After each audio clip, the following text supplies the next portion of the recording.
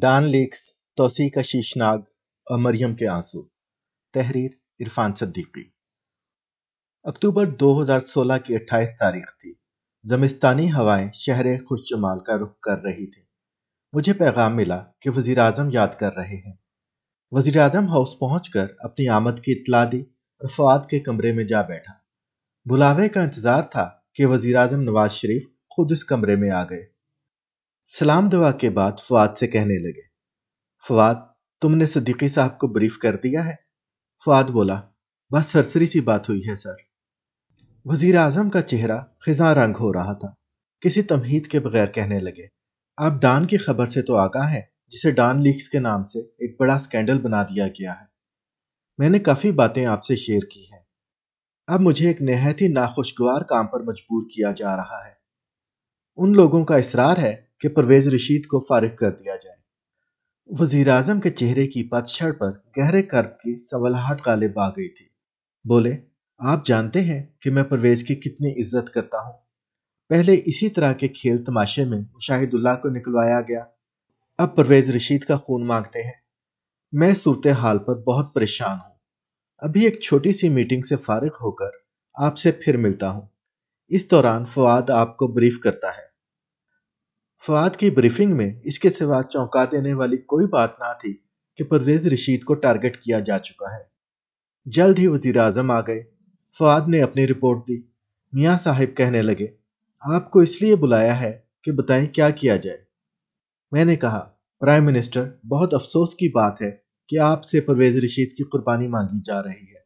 آپ اشارہ بھی کریں تو وہ استعفے میں لمحہ بھر کی دیر نہیں کرے گا، لیکن یہ سلسلہ کہاں جا کے رکے گا؟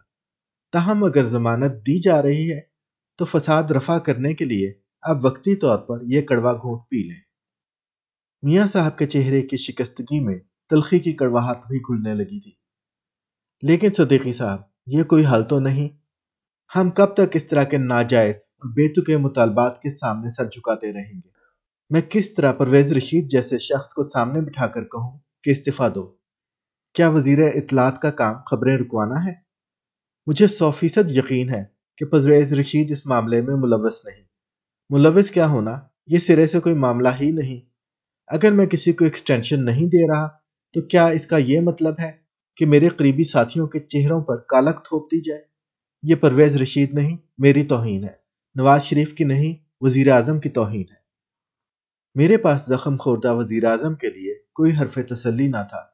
کارگاہ سیاست کا ایک اور حیا باختہ باب واہ ہو رہا تھا۔ پاناما کا الاؤ بھڑکانے والوں کو منو تیل میسر آ گیا تھا۔ اگلے دن پرویز رشید کو پیغام ملا کہ وزیر اعظم ایک فوری میٹنگ کے لیے بلا رہے ہیں۔ آتے ہی انہیں وزیر اعظم کے کمرے میں پہنچا دیا گیا۔ اسحاق ڈار، چودھری نثار علی خان اور فؤاد پہلے سے موجود تھے۔ شہباز شریف کو بھی آنا تھا لیکن نہ آ پائے۔ 12-14 منٹ گزر گئے لیکن خلاف معمول وزیر اعظم بھی نہ آئے۔ اچانک دروازہ کھلا۔ مریم نواز چادر سی لپیٹے کمرے میں داخل ہوئی۔ اس کی آنکھیں نامالود تھیں۔ روایتی احترام اور قرینے کے ساتھ سب کو سلام کیا۔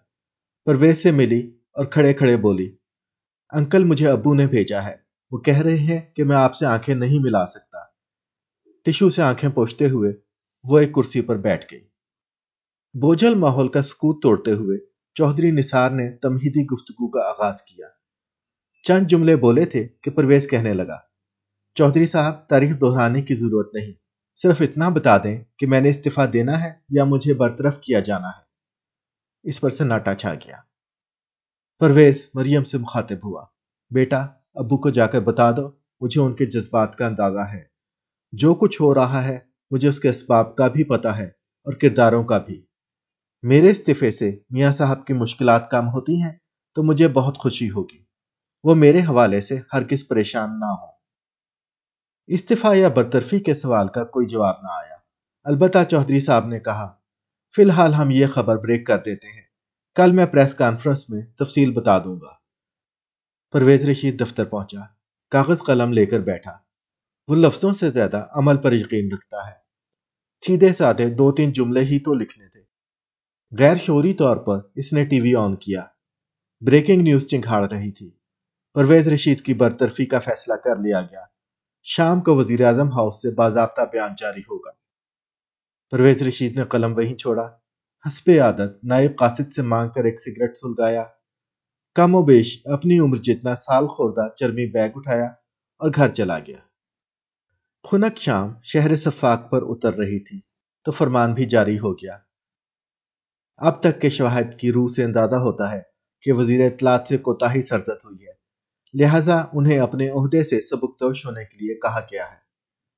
پرویز کا لہو پی کر بھی ایکسٹینشن کی بین پر جھومتے شیشناگ کو تسکین نہ ہوئی۔ اس کی پھنکار پہلے سے بھی زیادہ خونخوار ہو گئی۔ بلا شبہ پرویز رشید ایک مشکل کا شکار تھا۔ نواز شریف نے صرف دفاع شر کے لیے اپنی زندگی کے تلخ ترین فیصلوں میں سے ایک فیصلہ کیا، لیکن عمران پروجیکٹ کے منصوبہ کاروں نے فاتحانہ تمکنت کے ساتھ قہقہ لگاتے ہوئے ایک دوسرے کے ہاتھ پر ہاتھ مارا۔ عمران خان کو اشارہ ہوا۔ اس نے نتھیا گلی سے اعلان کیا کہ میں اسلام آباد کا محاصرہ کرنے آ رہا ہوں۔ نومبر لپکا چلا آ رہا تھا اور توسیع کی تمنا بےکل ہوئے جا رہی تھی۔ ڈان لیکس اور پاناما لیکس گرم جوش سہیلیوں کی طرح باہوں میں باہیں ڈالے توسیع کی بارگاہ ناز میں جھومر ڈالنے لگی۔